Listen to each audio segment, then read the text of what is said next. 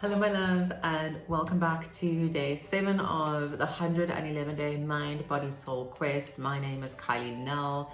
I'm a spiritual and success realignment mentor, as well as a trauma-informed energy healer, rebellious old soul of the internet, and I've made it my mission in this lifetime to help women heal from the past and claim back their sovereign power to living their absolute dream life. I'm not going to say I'm so excited. We're undoing that narrative, even though I'm very keen to dive into this topic. I feel like the next few days is going to be really potent in allowing such deeper shifts to happen. So today I really want to speak about the void. And I feel like the void is something that I often speak to my clients when they're going through big transition and change. And it's something that I can truly say I feel doesn't get enough attention, especially when we're manifesting, especially when we're healing and changing our realities. There is this buffer period in between where it literally feels like who you once were is who you no longer are anymore, but you're also not exactly where you want to be yet. So there's this weird in-between period.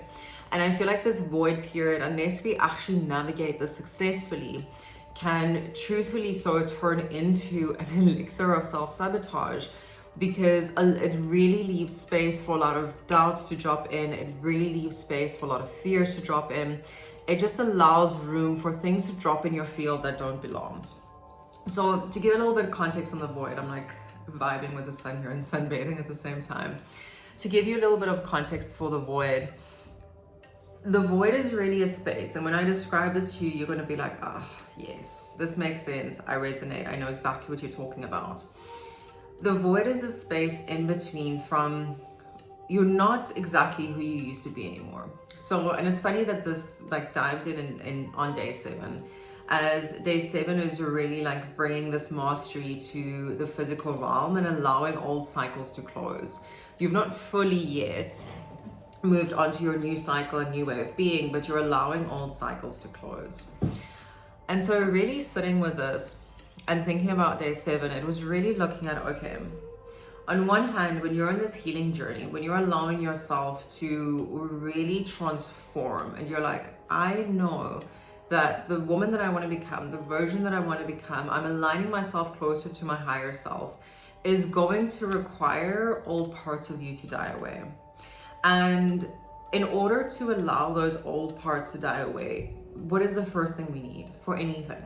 Is awareness. We need awareness of what's been coming up for us, awareness of what's been stopping us. We need awareness to drop into our field, because we cannot change what we're not aware of. It's what like Carl Jung said, unless you make the unconscious conscious, it cannot be changed and it will run your life. Now it's very much so, like we need that awareness to drop in. Now, there is this buffer space you're going to find, and I was really sitting with this as I was dealing with it this weekend. I've been sitting with it a few days, and it's really dropped in so strong for me and how to navigate this void. When you're in this buffer period of, okay, I am definitely no longer the woman I once was, because you've brought the awareness to the surface of maybe like parts of yourself that weren't in integrity or full alignment. You've brought to awareness parts of yourself where you were sacrificing yourself, where you were giving your power away, parts where you felt like you weren't in full alignment with who you are and what you stand for, right? And so once this awareness comes, we're like, okay, no, I'm not entertaining these things anymore. We do the inner work. We work through the things to be able to be like, okay, right, I am now putting these things to rest, whether it's old fears, whether it's doubts, whether it's old like trauma responses. Like there's things you're working through right now that you're putting to rest, that you're like, okay, I don't want to hold this in my field anymore. But there's this period now between realizing, it's like very much this period between the unbecoming and the becoming, where you've put these things to rest, but now you're almost allowing like this 3D integration buffer period to happen before you can fully step into becoming the woman you've always wanted to be and fully embody that. It's almost like there's an update period. It's like reminding me of my Mac when it doesn't update. There's like this update period, and the Mac switches on and switches off, and all these like new things update. And when it's finally updated, it literally feels like you have a new computer from the start, because there's so many new features. That's the same with us humans. We need to allow that buffer period for the update to happen.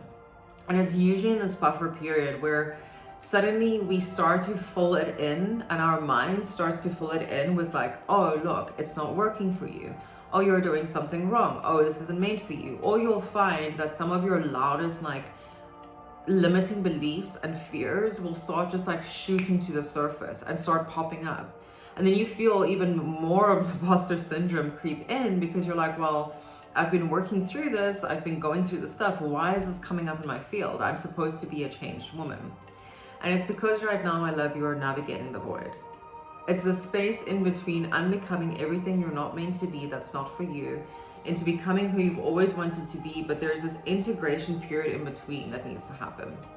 Now, how long does this integration period take? It all depends. And truthfully, all depends on how quickly you're able to truly and deeply so master the lessons that are here for you to learn in this buffer period. Integrate them, let go of the things that are no longer serving you, and step into the embodiment of who you've always wanted to become. I find that this void period often brings up a lot of triggers. Like, we went for a hike with friends, and it was such a beautiful period, and it really gave me this time to like think. And suddenly I had this like thought jump into my mind of, I wonder how I present and navigate myself in like friendship circles. Like, if I had to look at how I am in a friendship circle and like amongst friends, like, do I feel like that is fully in like alignment to who I am in my nature? Or do I feel at some like stages I'm still putting on a front in order to protect like my inner child, because I was bullied at school.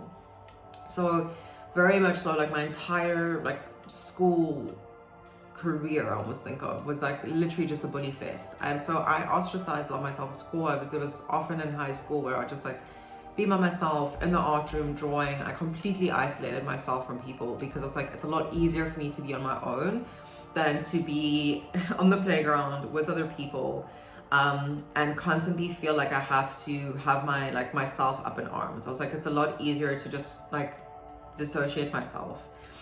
And I've realized how that specifically has shaped a lot of my beliefs in friendships. It's shaped a lot of the ways that I interact in friendships. It's really kind of informed a lot of who I am in a friendship circle, especially in groups. And so there was this part of me where I was like, like, this is interesting. I'm now in this void period where it feels like things are moving, like, but nothing's moving at the same time. I'm like this in between. And suddenly there were all these like old like triggers and things coming to the surface around like friendships and friendship circles. And unless I had this awareness, and I can see this, and this is why I love doing this work that I do, unless I had this awareness of like, okay, you're currently through a void period, you're busy upgrading. These things coming to your surface are like the last things in your field that you need to sift through so that you can fully step into this next level embodiment. As opposed to seeing them as like, oh my word, I've done all this inner work. I've been doing like all this work around like healing and like healing bullying wounds and all these things. And now like suddenly all these thoughts are coming to my awareness around like my friends and like friendships and how I show up in friendship circles. Like, does this mean I'm regressing? As opposed to entertaining like that line of thought, I actually just called it in, and I was like, okay, cool. Like, I can now see and hold space for my inner child, where my inner child isn't feeling that great, and my inner child is feeling a little bit like, ooh, like, I wouldn't say threatened, like that's the word that came to mind, but I don't feel like that's a true authentic word. Like, my inner child was just feeling up in arms and was feeling uncomfortable in situations, but it's literally just because of old bullying wounds. It's not consciously how I felt in that moment. And let me know if that resonates with you in the comments below. Like, you've gone through experiences, and perhaps you've gone through recent ones where you're like, this has truly like shaped who I am at a conscious level. Or at a conscious level, like I can see what's happening and I don't resonate, but somehow deep down inside, it's causing thoughts to arise for you, or feelings or triggers. And you're like, but that's not how I really feel. Like, why is this happening? And that's because you're processing and integrating this void period. And it's really important during this time of the void. It's going to feel like it's testing you. You're not going to feel like you want to do anything. Like, honestly, on this 111-day quest, like day 7, really hard. Like, I was like, so much resistance around things, so much resistance around like training, around doing everything. I felt doubt creep in. I felt all this like mishmash is the word I want to say. Mishmash of things just drop in, and I was like, what is this? Like, why does it feel like I've suddenly lost my motivation to do this, when actually I'm just going through a void, which is this buffer in between period of I've had my big dreams, and how crazy, day 6, big dreams dropped in. Day 7, the void suddenly kicks in. That's interesting, the resistance towards the big dreams.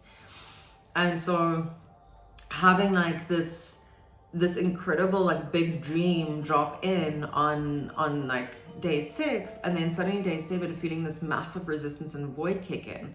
It's important to realize that as you're going through this process of your big dreams, there will be resistance. The void will kick in.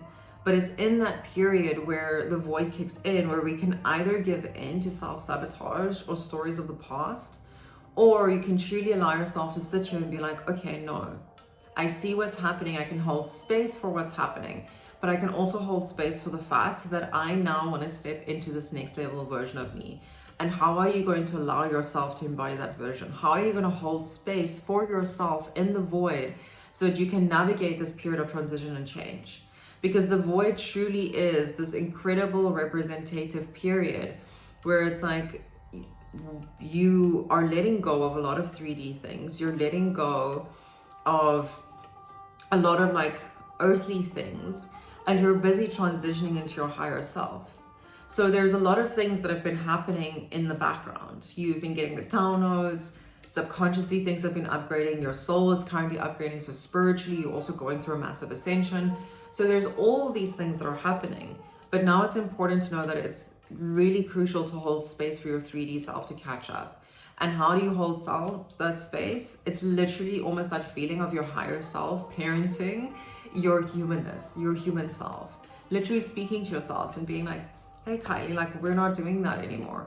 Hey Kylie, like what's really going on? What are you really scared of right now? Like, let's be honest for a second. Hey Kylie, like you don't have to choose that as your reality anymore. And so having that ability to actually call yourself and be honest in the best way possible is going to allow you to hold space for yourself in the void so you can navigate this transition a lot more easily. Oh my love, this was so good. I cannot wait to see you in day 8. And with that, bye for now.